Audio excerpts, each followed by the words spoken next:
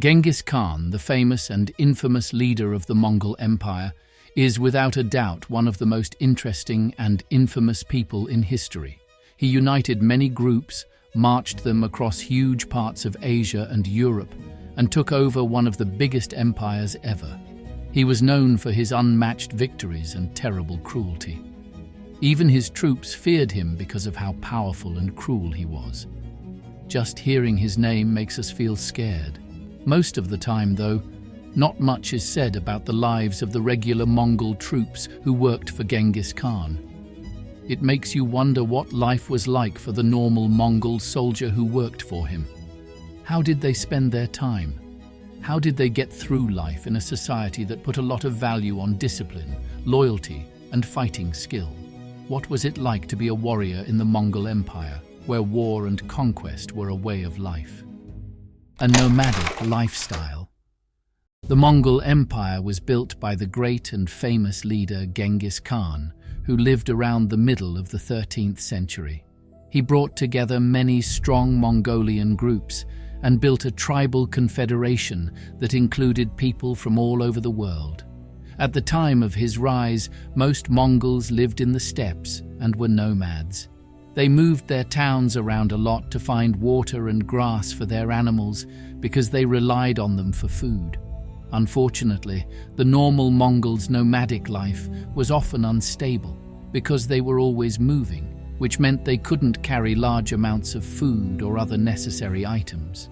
They were often at risk of going hungry and having a hard time because of this, especially if bad weather, like a particularly harsh winter or drought, hit. A disaster could also happen if their animals got an epidemic. While the herders did some gardening and hunting, they mostly relied on trade with China to get by when things got tough. In general, most Mongolians lived a truly rural and nomadic life during the rise and fall of the Mongol Empire. These things had a big impact on how the normal Mongol warrior lived under Genghis Khan's harsh rule. Life on the move. A normal Mongol soldier's life under Genghis Khan was full of battles, travel, and always being on the move. As a force, they were always moving from one place to another. The Mongol warrior camps were designed to fit this nomadic way of life. Mongol farmers used to live in gurs, which were round, felt-covered homes that were perfect for the harsh conditions of daily life. These were simple to move, and they only took 30 to 60 minutes to set up and take down. When the Mongols went on long trips to or from war, they brought their gurs, food, clothes, weapons, and everything else they needed to stay alive. To get around, Mongols mostly used horses. It is said that each fighter would bring up to 10 horses with them on the road at all times. Soldiers, horses, and helpers with the operation would be close behind. People kept animals that they could use to get meat and milk, and goods were brought to the army on horseback or camelback when times were good. However, stories say that Mongol soldiers were so dedicated and tough that they could live for days on the blood of their horses if they had to. For Mongol warriors, living in the camp was the most important thing in their lives. It gave them a break from the long journeys and fierce fights and gave them a chance to refuel. The encampments of the Mongol armies were huge logistical feats. A traveling Ordu or Mongol military unit usually had at least 30,000 troops. Camps were busy places where fighters, helpers, family, animals, and leaders would gather to relax after a long day of traveling. The camp was where Mongol warriors would rest, eat, and let their horses get their energy back. This is probably where they spent most of their time as warriors. The discipline and training of a Mongol warrior. In Genghis Khan's time, people all over the world feared his army because it was so strong, smart, and skilled in battle. A lot of this power comes from the men's amazing focus and training. Mongol soldiers learned to ride horses and hunt from a very young age. This made them tough and skilled, which made them very dangerous opponents. The army as a whole was always learning new movements, formations, and ways to keep people from noticing what was going on. Their training was mostly about getting ready for anything that could happen. A lot of practice was put into horsemanship, archery, battle lines, and tactics. This made sure that there was always a ready and able fighting force that could handle any situation. The Mongol soldiers were also disciplined in a fair but strict way, and leaders were allowed some freedom in how they carried out orders as long as they met their goals. The Mongols didn't have too much order or micromanagement, which has been bad for many other armies in the past. But the troops had to be completely loyal to their leaders and to each other, especially to the Khan. They had to do what they were told, no matter what. To make sure of this, a soldier who ran away from danger in fight could be put to death with 9 other soldiers. The Mongol army was a great and unbeatable force because of their training, discipline, and leadership. Mongolian identity. The average Mongol warrior who served under Genghis Khan would have been influenced to adopt a more Mongolian identity as opposed to their own tribal identity. This is something that should be taken into consideration.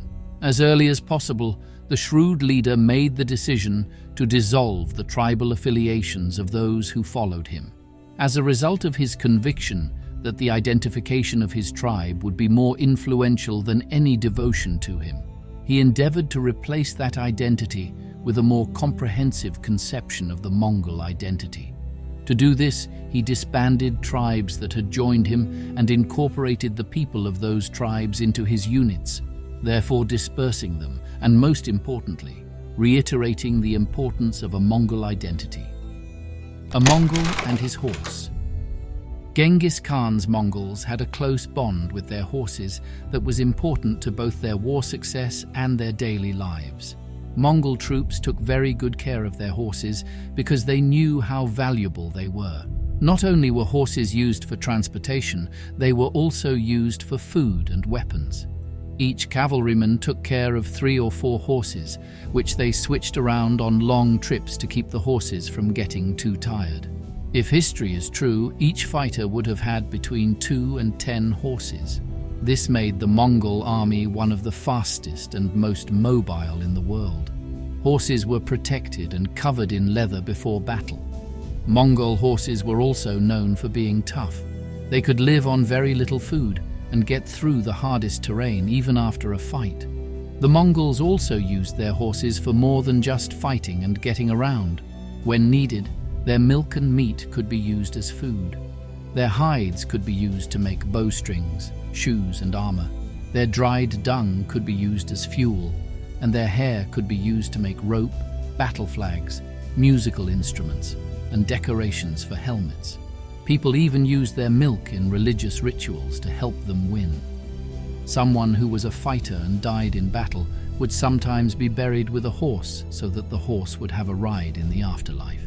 It's clear that horses were important for more than just fighting. The way the Mongol fighter interacted with their horse was very important to their success in battle. That being said, the Mongols knew and loved their horses and held them in very high regard. They were very important to the life of a Mongol warrior. Fighting for the spoils of war. When a Mongol mission went well, the warriors could always look forward to getting war booty as a reward. When they conquered new lands, they often took a lot of different kinds of goods with them. They would take anything valuable, like animals, food, clothes, jewelry, expensive metals, and sometimes even gems and other rare items. Both silk and gold were very valuable throughout the kingdom, but the Mongols loved them even more. These and other resources would be used to pay for more battles, feed the army, and make the Mongol rulers and their loyal subjects rich in the end. An important part of Mongol warrior society was how the spoils were shared. The warriors were given loot based on a strict system of honor and rank. The best and highest-ranking warriors got the biggest shares, while soldiers with lower ranks got a smaller share based on their rank. However, even the lowest-ranking warriors would get a piece. This was a strong incentive for all Mongol soldiers to fight hard and help the mission. The Mongol warriors also used this method as a way to show their honor. People thought that a warrior's wealth and treasures showed how successful and skilled he was in battle, which helped his image as a skilled fighter. In general, loot, plunder, and the spoils of war were not just a way for Mongol fighters to get money. They were an important part of their culture and identity. Legacy of the Mongol warrior. Loyalty, tremendous tenacity, resiliency, and a never-ending conflict are the characteristics that the Mongol warrior left behind as his legacy. The warriors lived by a code that disregarded fear and instead placed honor and bravery at the forefront of their lives. This was the case despite the fact that life under the Mongol Empire and Genghis Khan was frequently challenging. The fact that they were willing to undergo excruciating trips, go without food and drink for days at a time, and constantly charge into combat without hesitation made them some of the most formidable and remarkable warriors in the history of the world. As a result, they left a profound and enduring legacy in the annals of history. We hope you liked this video. Watch another video here.